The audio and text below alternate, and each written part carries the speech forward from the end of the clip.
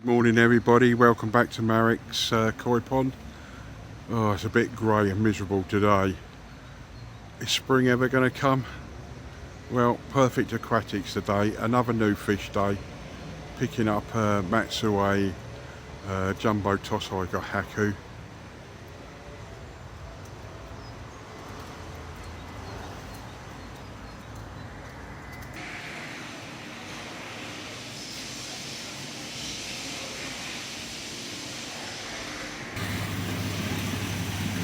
Here we are, standing at the tank of the NND Shiro DK line.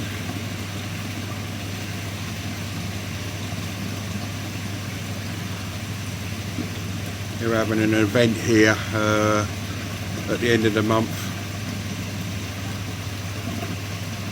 like a grow and show event.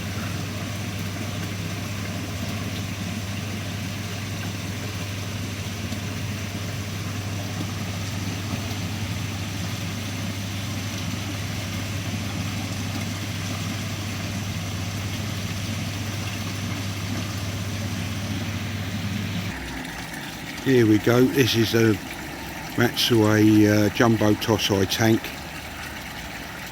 My fish is in there somewhere. Somewhere.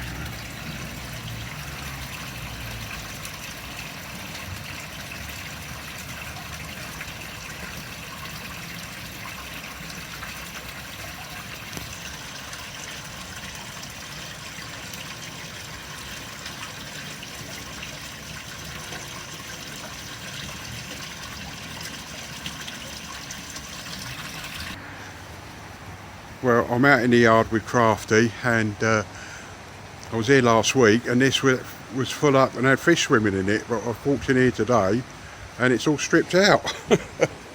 So they've done that pretty quick. And even the filter systems. So something obviously going on here, so I'll let Crafty explain. Hi Marek. Right guys, so I ain't shared this yet with anyone. It's something that's been in the pipeline for some time. And part of my upgrading package for Perfect Aquatics is moving on to the next phase, which is this pond. Now, this pond was built about 30 odd years ago, and if you look at the pipework behind you, you'll see that there is a spaghetti junction of pipes that have been added to over the years as new things have come out, etc.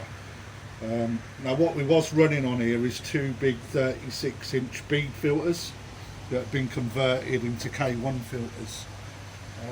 I am not a fan of that sort of filtration personally. I think that they're very difficult to maintain and monitor, and that's simply because they're in an enclosed capsule. So the fact now that we're moving into better quality koi, although be it the fish that were in there were excellent, it really did need to be brought into the current sort of climate. So last week I took the step moving in.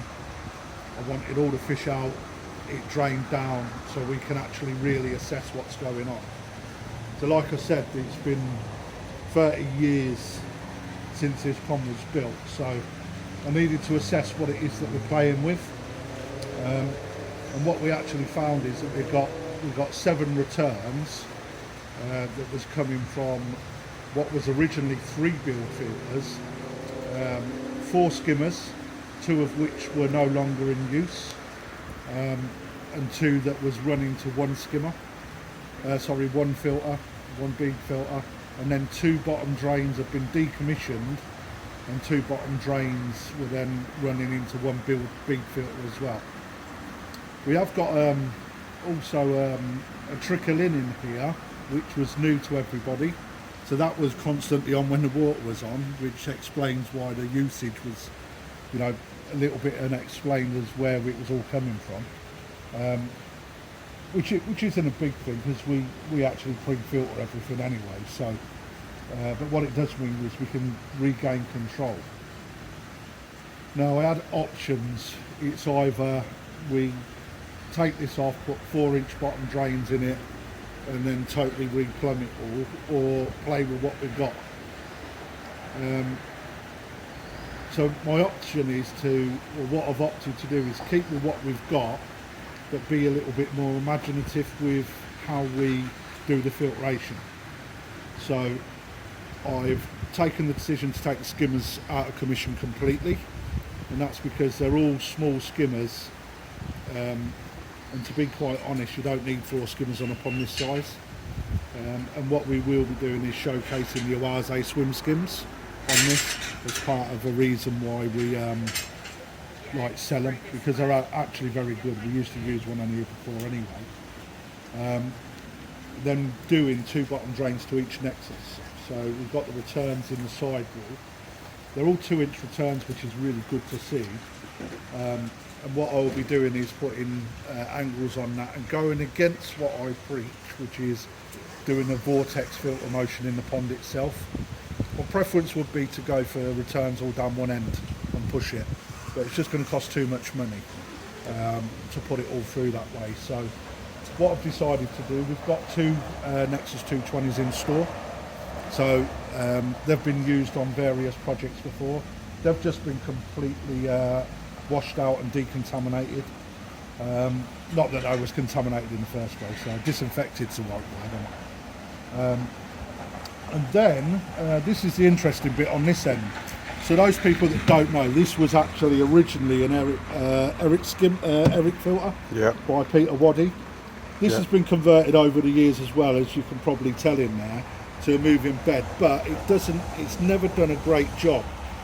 So the way that we're going to go now is basically this was all fed through a 4-inch gravity inlet, filled up and then pulled back into the pond via a pump, which all works really well in motion. However, it's not a convenient moving bed filter. It's not built for that. So what I've opted to do is take all this out. We're still going to keep this here because it's a good stand for what we've got. So over the top we put a new cover, and that is going to basically be gravity fed into an empty chamber. And then we're putting a pump inside here.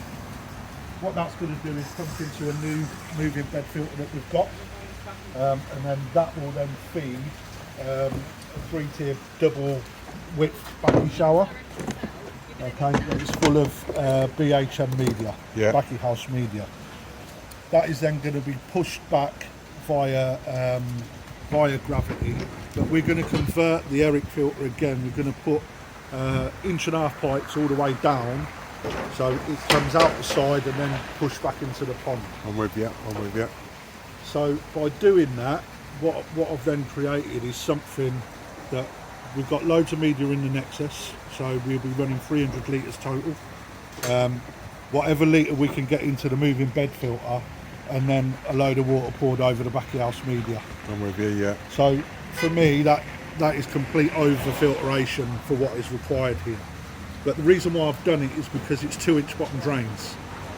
So not going to get the pull on that I would like. So rather than change the bottom drains, I'm using the moving bed and the backy house media to give us that extra filtration. Just to make sure that water stays the best it's ever been. And that pond will run so differently, it'll be beyond belief in comparison to what we had before. That'll be interesting to see. We're also going to sand back all the fiberglass that's in there, because you can see it's pretty much worn out, and then we're reconditioning that as well. So yeah, we've got plans. I think it's going to look really good, mate, when it's done. Be interesting. So what, you got a time scale on this? Friday next week. Oh really? So a week today. Oh good. So I'm hoping that it'll be up and running as a pond, ready for Sunday the 28th, which is the ground show. Right, I'm with you. Oh brilliant. Just ahead of the season. Brilliant. Here comes the fun part, trying to catch it.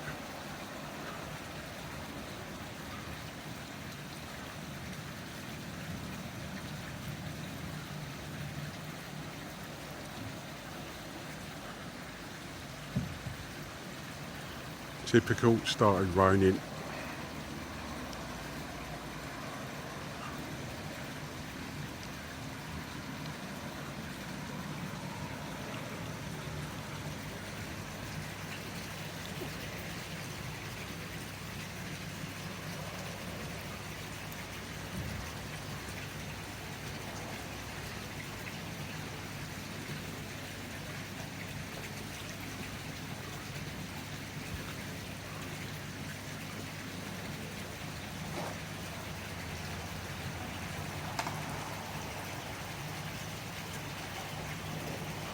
This one.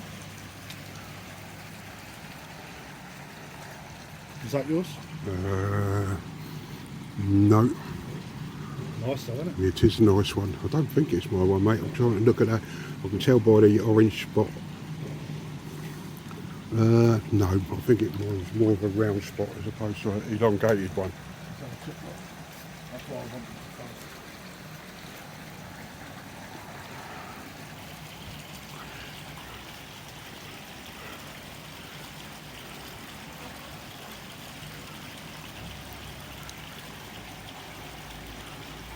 So it's a 3-step Tony, and I think it had like a round benny spot, quite a large one, size of a shilling I suppose. I'm trying to think now. I think it was on the right hand side.